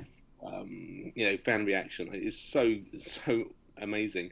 It means more than the awards I've won, because I got a fantastic 3D printed award for the book from this one group, and Okay. yeah, Wow. that's lovely. But to have it actually someone take weeks of time to actually create To make a thing. Yeah. characters, Yeah. it's quite something else. Yeah. No, that's amazing. That is a really it's a nice fan thing. I mean, the thing that's got me with the feedback on mine is the last book I published, actually, well, last in my series, four book series that I did. I got a lot of feedback basically saying, "Why am I in tears at the end of your book?" Oh, nice. It was just like I just reduced. Virtually every review came back with, "I'm crying now." It was good. It was good, Success, but yes. I upset a lot of people. A couple of people said, "Right, I'm in therapy now" with the ending of your book. Love it. I mean, you're right. You make your own criteria for success, Yeah. and I think engaging with people has to be one of them. I Yeah. mean, sure, Yeah. paychecks are lovely, and buying my PlayStation 5 with a royalty check was a happy moment for me, but it's not why I'm doing it, and it is not paying Yeah. the mortgage. So it's very much sort of on top fun. So tell the taxman. Yeah, yeah, yeah. Unfortunately, yes, he's still there, isn't he? Yeah. Okay. So, I mean, so what's so you've written you've got this book, Complete Darkness, and you're adapting it. Am I right, into a comic book at the moment? That's an ongoing That's correct. process. Yeah. So have you got have you got a series of novels in mind, or are you going to go all comic book for the time being? What's your sort of plan for the dare I say it, for the next 18 months, 2 years, that sort of stuff? Okay, cool. Well, yeah. So the publisher wants another one in the Dark Matters universe. So, my working title was called Inherent Darkness. Yep. So there could be a Darkness trilogy, in the offing here. Okay. That's fun. And I'll just pitch you the premise quickly. Yeah, far away. Yeah. Basically, Yeah. As a part of the spin-off research from this dark matter that Matt Hell, we've also found we've got dark matter within all of us, and it actually turns out to be the human soul is made of dark matter. Okay. And Yeah. once we realise we have souls, that puts up another quandary for everybody. But we can trace them. So everywhere, Drew Wagner's ever been, Right. would leave a little trace. And, Okay. In the dark matter your itself. soul decays in a kind of radioactive way, Yeah. Okay. But so if you commit any murders or anything you've done, the authorities could Yeah. trace you back, Okay. in theory. Oh, okay. And so By that's following the sort of that's dark the matter trail gambit. of. Okay, Yeah. that's pretty cool. Yeah. But there's a machine religion in the future because the AIs have got so advanced that they start to worship themselves. Right. And one of them in particular is very jealous of us having souls because machines don't have this, and so decides to embark on a sort of Skynet kind of homicidal rampage Right. of killing us in a serial killer fashion. And it's up to a young female detective to work out why these people are dying. And that's the basic premise of it. Okay, so that's interesting. So have you got you've kind of got an outline maybe for a trilogy and that sort of thing? It seems to me, particularly in science fiction, that people like trilogies and quadrilogies and things. I mean, I'll have to be a think thing. hard for Yeah. a third book. I haven't got that yet. Okay. Full disclosure. Okay. Yeah, no, that's cool. But I am writing another book, which is the awful thing. Once you start to get, firing again, and I don't know if you find that you go through productive periods of time. But this is a crime thriller based in the 90s. So a totally different genre, and the sci-fi element is that this is just after Aliens comes out in '86. There's still in the backwash of that and a huge capitalism on it. Right. A sort of Point Break-esque crew of bank robbers decide to dress up as the Colonial Marines for aliens and rob banks. And they do, and it's violent, it's funny. They're quoting the script to each other. They've created their own homemade version of the powerlifter to save doors off. Yeah. And obviously one of them is a sort of corporate scumbag named Burke. You've got the good guy called Hicks who doesn't really like to kill policemen. And it kind of it's having a lot of fun with that too. Okay, it's fun. I mean, I don't that that meme that's going around with the guy who's got one girl on his arm and he's kind of looking over his shoulder at the other girl who's just walked past. It's been used thousands of times. It's like the work in progress is the girl on the and then future project New is the idea. girl that's just walked past. And you go like, oh no, you ought to finish this novel I'm working on. I suffer from that because it's like, I've just had this really good idea for something that I'm not working on, which is annoying and distracting, which you do have to write down and then you can kind of leave it to percolate for a few years. But that is a risk, I find. It is a risk, but I'm finding that it actually suits my nature, I guess, and that sometimes I'm in the mood for bank robberies and cops closing in on our heroes. Other times I'm in the mood for serial killing sci-fi that plays by the rules of the Dark Matter universe. So it's kind of fun to have both. Yep. How soon or whether they come to the light of day is a whole other question, because they can slow each other down. Because, it's I'm enjoying it, and I think that's half the battle, isn't it? If you write just for money or just for contracts, it's not so much fun. The joy goes away, doesn't it? Yeah. But if you write for fun and from the heart, that's hopefully comes through in the book itself. Yeah. I kind of hope it does, because I tend to write. I mean, I like you have basically gone, so here are the genre guidelines, right? Let's just throw those away then. Yeah, absolutely. And I've gone, hey, here's the book I wanted to write, and that's what I've written. And I've basically gone, well, the story I want to tell is like this, and that's what I put together. And it's resonated with other people who are basically going, well, this is the biggest compliment I think I've had is from a guy who basically said, I only read sci-fi, and the only reason I read my book is because it was you. This is not the sort of book I would normally read, and yet I loved it. Excellent. And it's not my sort of book, and yet I really enjoyed it. On the flip side, if somebody says, okay, so what kind of genre does your book fit in? I said, well, it's sort of science fiction in a fantasy style with some romance in there. There's what else is there? There's some death. There's sort of religious commentary in there.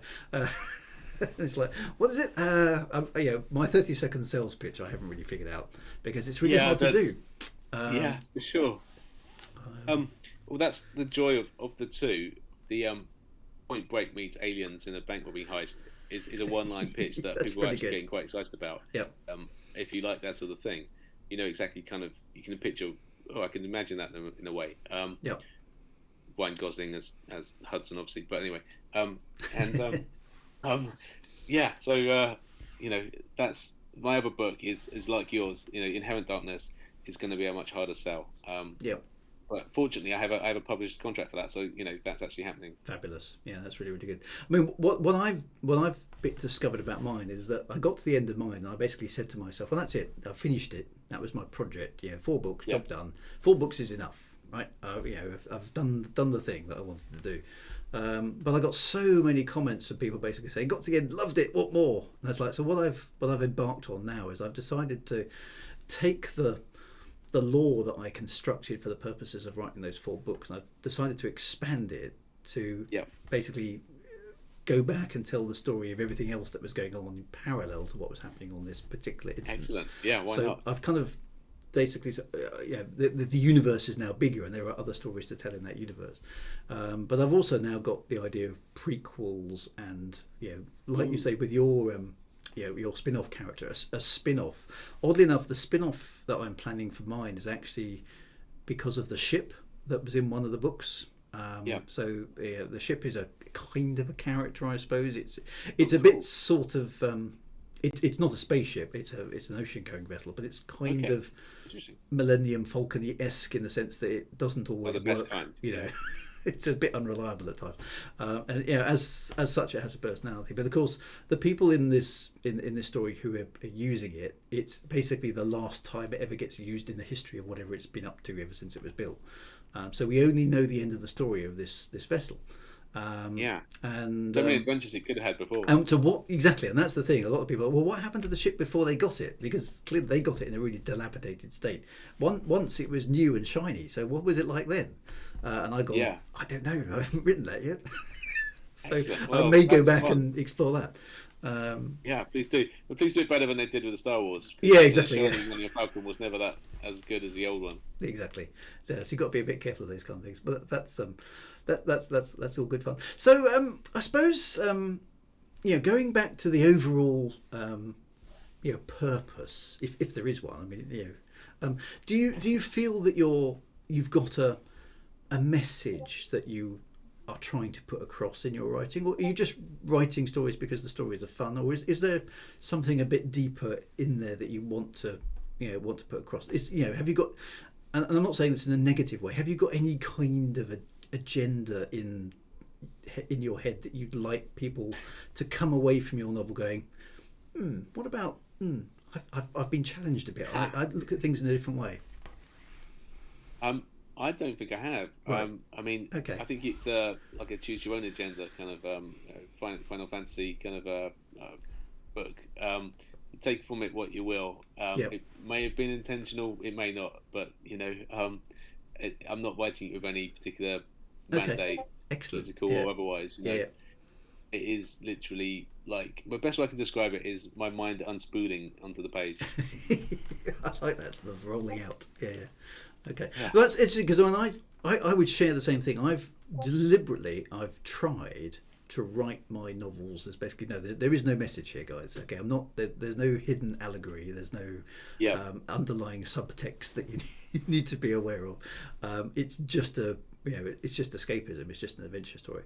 But having said that, what I find in a lot of probably I would say about 20% of the fan emails I get back is I really like the way you juxtapose the complexities of the so-and-so Treaty of 1925. I think I'm going, pardon?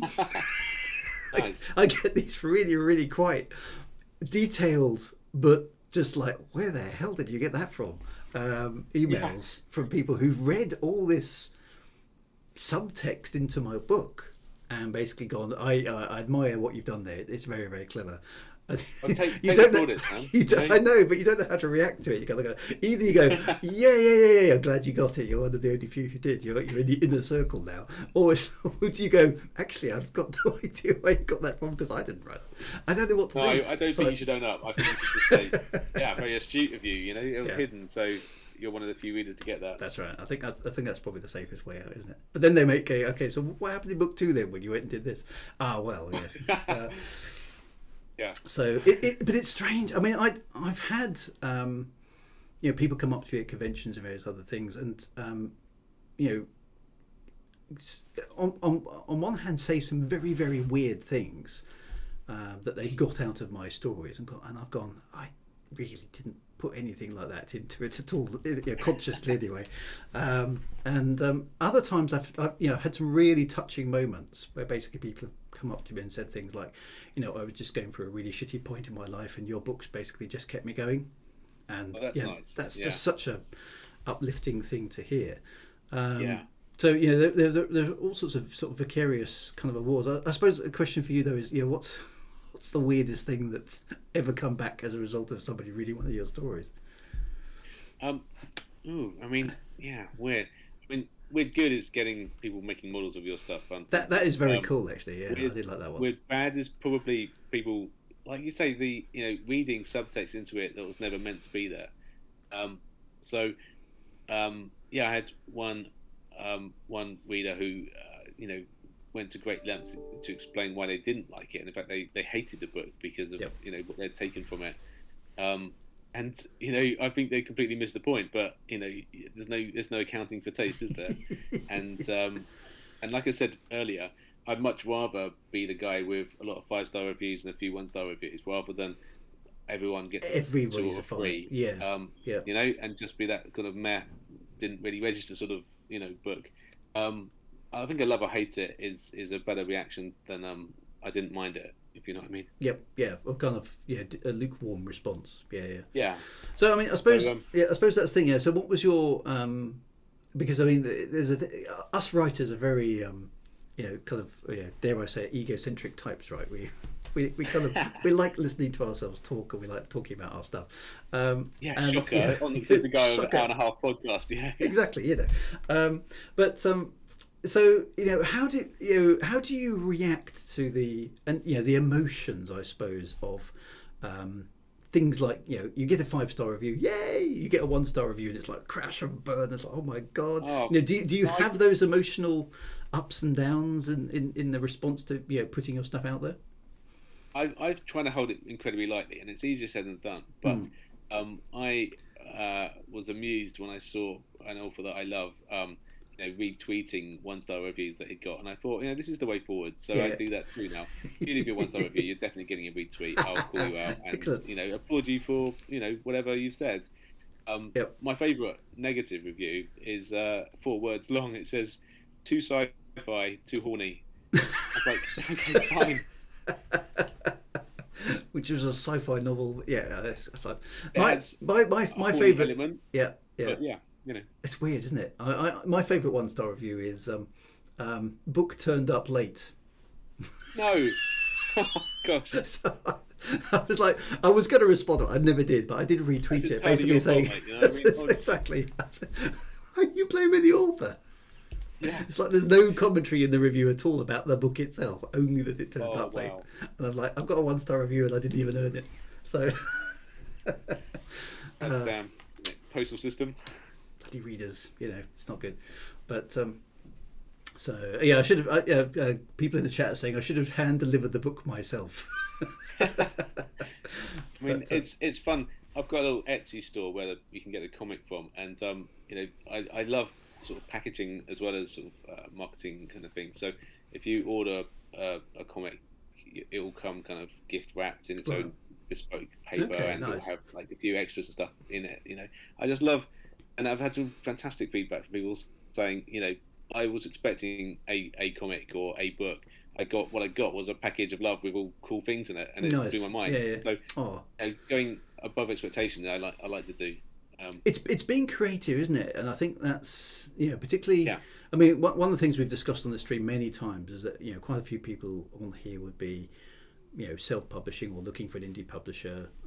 Yeah, of course. And all those kind of things, right? And it's like, how on earth do you differentiate yourself from thousands of millions of other authors out there trying to do the same thing at the same time? And it's not a zero-sum game that if they make a sale then you don't, kind of thing. But it's No, of still course. how do you make a splash when there are so Yeah. many other people out there trying to splash around at the same time? Well, I'm a big believer in face-to-face events. Mm. So when I came to do a launch, I've never done a book launch before. My publisher said, "Oh, what do you want to do?" I was like, "Well, I'm going to hire a pub room, Right. and I'm going to get a vicar and a Satanist to come and do a talk on is there hell or not, and 2 different opposing views. Wow. And Okay. going to sell tickets." And he was like, "Well, that won't really work." I was like, "Well, let's just see." So put it out there. Got everything in place provisionally. Yep. And then I said, we'll only run it if we can make some money on this. And so sold tickets, Yep. £10 a pop. You got a copy of the book at launch, signed if you wanted it, devalued. And you got to come and hear these 2 characters, come and Have a talk chat. about Wow. their beliefs. Yep. And yeah, and we made money on it. So we sold about 35 tickets at 10 hours. So we got 300 quid to kind of pay my people and the room hire. Yep. And it was fun, and a journalist came and ran a back page piece on it. For the concept of having a Satanist and a vicar talking to each other was kind of too good for them not to do it, and that was a national weekly paper, which is fun. And so, yeah, I think try things, go left field if you need to, but do something that is memorable. You'd like to go to. Memorable stuff, isn't it? It's been that little bit different. Okay, well that's I mean that's a good thing. I mean marketing I think is something that a lot of authors struggle with, coming up with left field ideas like that. That's very. I mean that shows that you've clearly got a mind for it, because I would never have thought of something like that. Lots of people in the chat are now saying, making notes, right? Do something weird for book launch. Wait till my next one. If this comes off, Yep. Inherent Darkness, I'm creating a new, a future university of complete knowledge, and I have a celebrity in mind who will be the sort of patron and namesake of it. Okay. I'm going to, if it works, and it's still a huge if, I'm going to invite him to come and give a lecture on the human soul, and he's not in any way academic or Right. philological, religious. He's an action hero-esque kind of a wide boy, and so he'd be the last person you'd think there'd be an institute named after him in the future. Right. And then I will, having worked for a college for many years, I hopefully be able to get the lecture hall off them and invite again tickets for people to come. Will be a novelty evening out. But I'll let you know if that comes off. That sounds fun. Yeah. I mean, I must admit I haven't done that much. I mean, I think COVID threw a big spanner in the works because I must admit, just before COVID hit, I had a big plan to go out and do a whole bunch of conventions and face-to-face things, and I haven't kind of got back on the wagon yet because of everything else that's been going on. And COVID threw a bit of a curveball into all those plans. Oh, absolutely. I was really lucky to just get my first book out just before COVID hit. So, yeah, gosh. Yeah, so that was a bit of a game changer as well. So that's very interesting actually. So I'm going to have to think about crazy ideas that might work. One that I did get very lucky with is in doing my own research for my this book series that I was writing. I had I was scouring the internet for proper research, if you like, on the habitability of worlds around other stars, all this kind of stuff. I was delving, you know that research thing where you do loads and loads of research but never really actually write anything in your book. That's what I was doing a lot of. And I love doing that. I was kidding myself I was doing useful work, but no, I mean some of it was useful. But I came across a book which ended up kind of being my Bible for my stuff, which was not a fiction book at all. It was a proper scientific publication on the habitability of exoplanets and whether or not it was a plausible thing or not. And this guy had basically in its own right, well, exactly, it was a brilliant and very readable book, as it turns out. You had to concentrate. It's not the sort of book you'd read at bedtime, but it was good and very readable. And I used it as basically, well, if it says it in here, then there's some scientific plausibility for the sort of stories that I want to tell, and I use it as a good reference.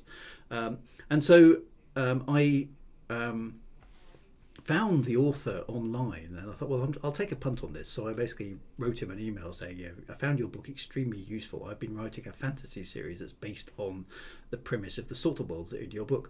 I've got no idea if you're interested, but please find enclosed a copy of my book, and thank you very much. So anyway, he got back in touch with me a few weeks later saying, thank you very much, I really enjoyed reading that. I'm buying the next ones to find out what happened next. And by the way, I'm just releasing part 2 of my non-fiction book. Yeah. And he said I've put a reference to your series in a later chapter. Excellent. Because I just felt it's just nice that someone has taken my scientific work and turned it into a fantasy landscape. And he said, so basically, well, I've got the copy of his second book. He basically said something along the lines of, if you want to visualize this, I can absolutely recommend Drew Wager's da da da da. So brilliant. Which was nice sort of reciprocal arrangement. So reciprocal arrangements are the fraternity that kind of binds us authors together. I mean, when as a noob again, I said to my publisher, should we get some jacket quotes for Complete Darkness when we launch? And he was like, we can try. Good luck with that. And I was like, okay. Yeah. I just approached a lot of my favourite authors naively. One being Francesco Dimitri, who wrote the Book of Hidden Things, and it's now got Never the Wind out in the bestseller list at the moment. And the Book of Hidden Things just been TV and film adaptation rights sold too. But he read Complete Darkness and came back with an absolutely gorgeous quote that I slapped on the back. So fantastic. I'll probably never sell as many books as him, even if I live a long time. But it's great to have his endorsement on it. Yeah, and having anybody notable and famous in there is obviously another great thing as well, isn't it? I mean, it's only ever going to help that kind of stuff. So so that's really cool. It's been a joy. I've been asked to write a couple of jacket quotes because I tend to write fairly full on. If I like it, I'll be it will be a quotable quote. It's not going to be like, this isn't a bad book. It's like, this is the future of this genre, and I've torn my soul apart to quote Hellraiser or something. So I've got a couple of books now where I'm on the jacket of quoting booking their book. So it's putting something back, isn't it? Yeah. And what I mean, I think that's a thing that a lot of writers do get is either. They've had some success because they've been part of other people's success, and there's that sort of reciprocal, lifting of all the boats kind of thing. Indeed. same team mentality, isn't it? Yeah, It's yeah, with the comic in issue 2. I've put a short story as a filler in the first one, so I had some extra pages for the print one. But in this one, I'm going to use those rather than just put another short story in there. yeah. I'm going to have some showcase pages for other budding, comic book or Okay, other people artists that, who may never have a platform like that to yeah. show people. And I've had some fantastic submissions, so it's going to be an absolute joy to have the sort of little gallery at the back of. Some of them have done complete darkness related stuff, and others completely not. Yep. But it's all good, you know. Yeah, and that's the thing. I mean, we on this stream, we it's about 2 years ago now. Actually, we I started this stream up for reasons of sharing my experiences as a writer and talking to other writers and encouraging other people to write. Basically, trying to put something back into the community as well. And we ended up on this stream writing, or basically putting in an anthology of science fiction sort of stories set in the same universe, with contributions from people who are on this stream, and some of them are still in the chat even today after all this time. And we collaborated online on the stream to produce the book. Most of us have never met each other in real life, because we live all the way across the planet. Yeah. And yet we were able to collaborate on.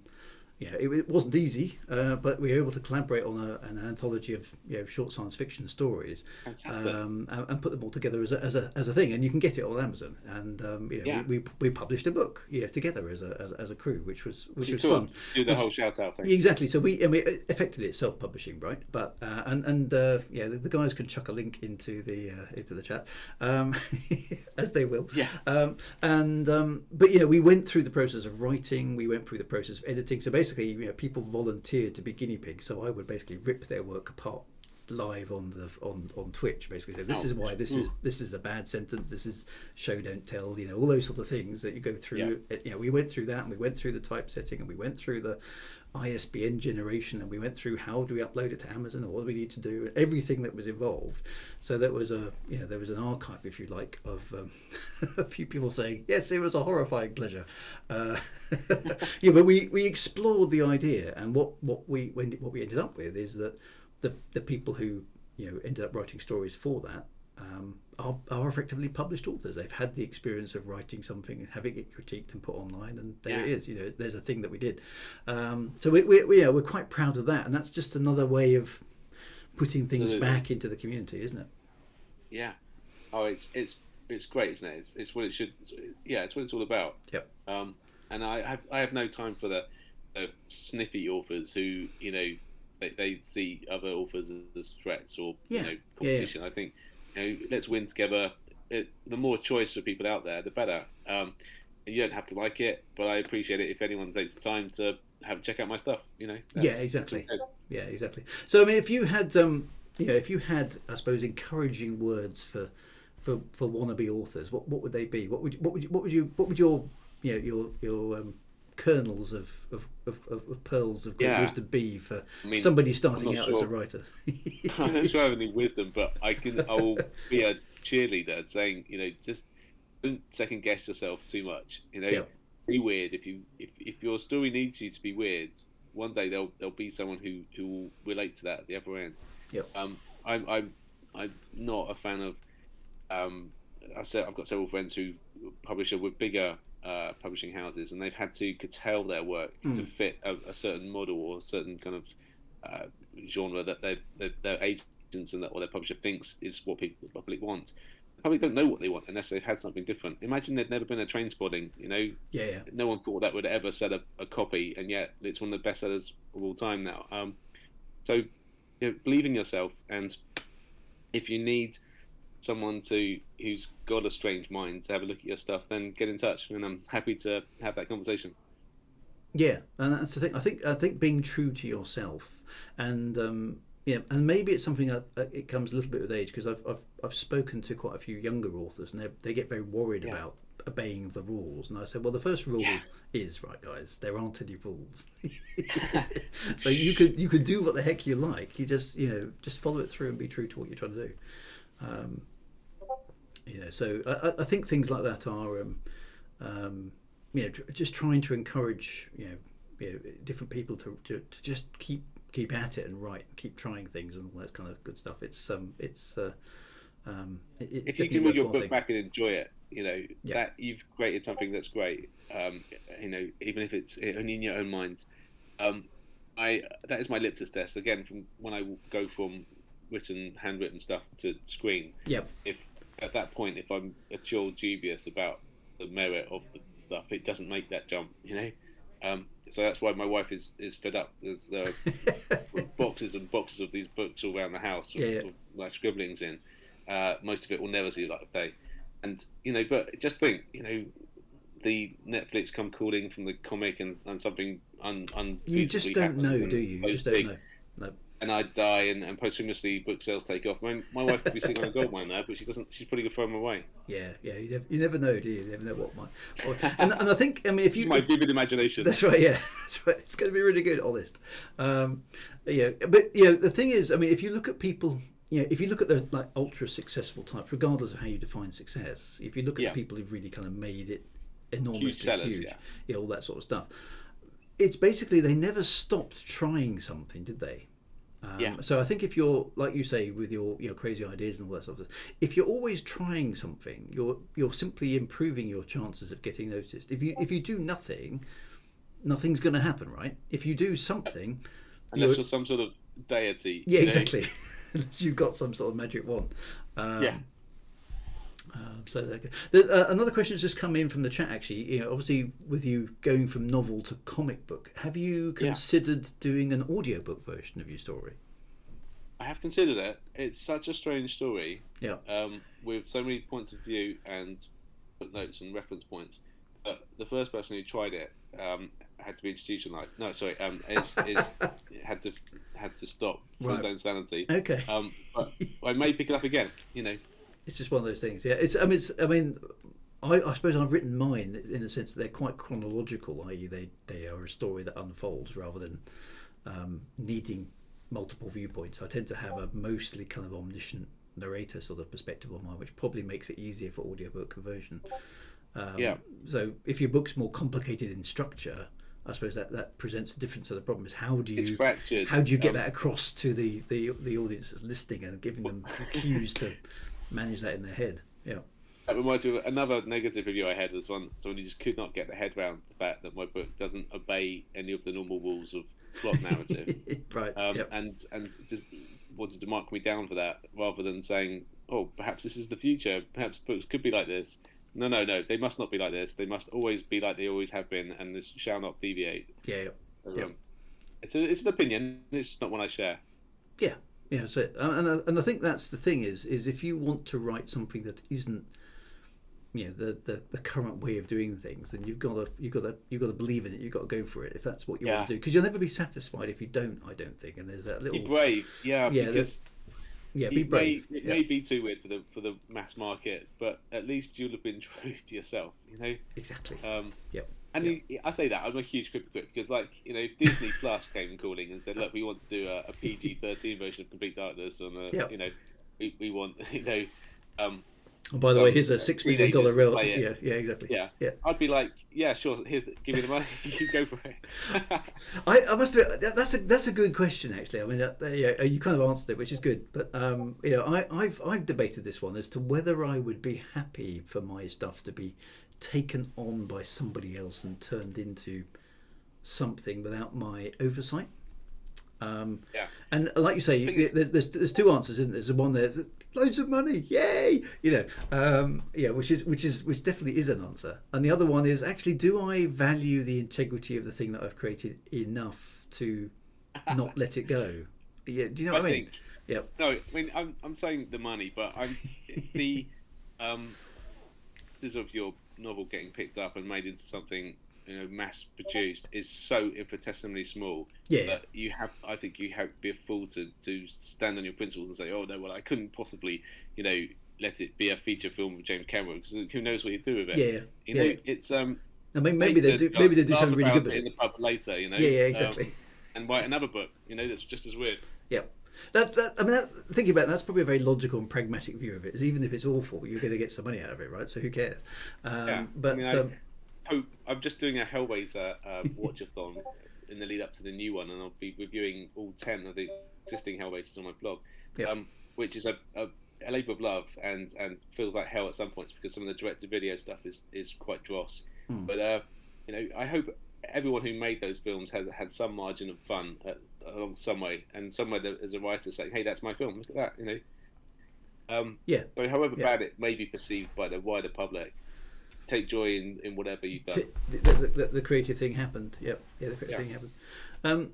So I mean, here's a as we sort of close up now. Here's a sort of view. Thinking about the future a little bit. I mean, I don't know how you've seen this. One thing I've noticed is that sales of my books, in terms of traditional physical paperback copies, seem to be falling off.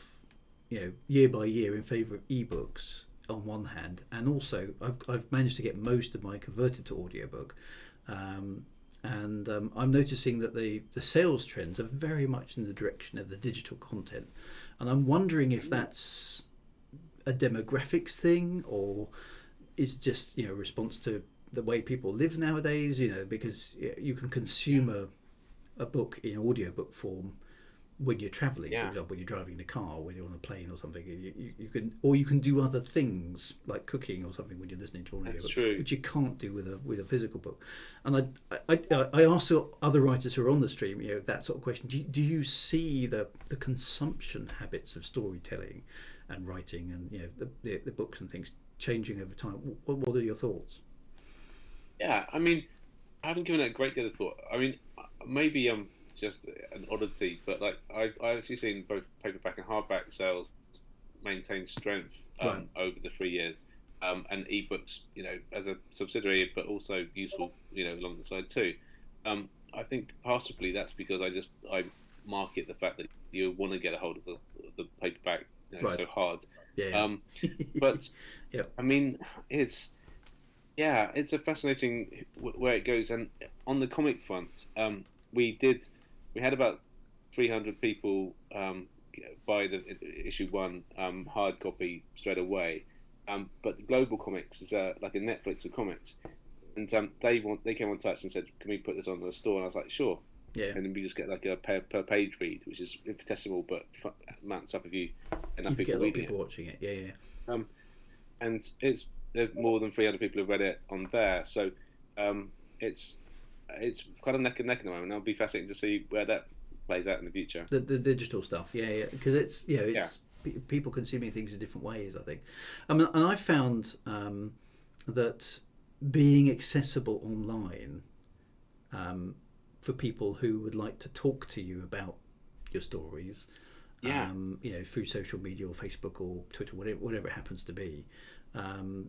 Seems to be something that an awful lot of people like. I can talk to the author of the book I've just written and he responds. That's quite a big deal for some people. Tell him how much I didn't like it. It's great. Exactly. So that whole sort of network of moving beyond you've bought the book, thank you very much kind of thing. To Amazon review. Let's have everyone puts in the back of their book. Exactly. Let's have a dialogue about the book and chat about the themes or anything that you found interesting in it. I know we're running out of time, but like my last thing, just a little spoiler for my next Inherent Far away. Between the chapters, you'll actually have the chance to take a course, and it's a course in understanding the human soul. Right. And so by the time you finish reading the book, you'll actually be liable for a qualification.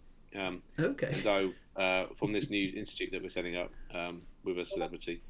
Okay. Yeah, that's going to be a fun sort of gambit to market it as if it's a real course in a sort of Blair Witch kind of documentary way. So I'll be marketing that, and I look forward to getting the certificates and having a graduation for the first cohort of people who successfully completed the course. Well, those sort of ideas are brilliant. I mean, I couldn't imagine doing it. Oh, thank you. Very kind to say. I think they're good. It's mental. Give it a try. It's a whole untested field yet, but we'll see. Yeah, and having that hook though, I think, and being creative not only in the way that you write the book, but what you do with the book afterwards and the things. I mean, there's all sorts of possibilities, isn't there? With like you say, graphic novels and movies and things. One of the things that excites me is that obviously computer technology continues to progress. Yes. We're at the stage now where we can animate things and create things on computers, and we can do what we're doing now. I mean, I've got no idea where you live and you've got no idea where I live, but we've connected digitally by pressing a few buttons, and then boom, we're having a chat. And I'm streaming this to an international audience across the planet because we can. It's just like, wow. Fantastic, Okay, yeah. so we can do that today. What resources, what capability for storytelling is going to exist in the short to medium to long term future that we can all kind of take advantage of? I'm quite excited by all the possibilities that the technology affords. There's a lovely technology that that Google has now, which is like an AI ability. You can basically draw a really crappy, if you get Microsoft Paint or something, and you draw a really rubbish kind of, there's some mountains, there's a bit of sea, there's a desert there, boom, and you've done three colours, a few pointing. That's the entire capability of my artist. That's pretty much where I am as well, actually. And it can take that with your instructions, and then using clever computery stuff, can turn it into what looks like a brilliant photorealistic image, right? And I'm kind of looking at that, thinking, okay, so it can do static images. Tomorrow, it's going to be able to do videos, right? Tomorrow it'll be writing your books for you, mate. Well, and the thing is, if for example, if you and I could have a technology, and I don't think this is too far away, where we could say, right, I want a dragon flying across a fictional landscape under a red star, right?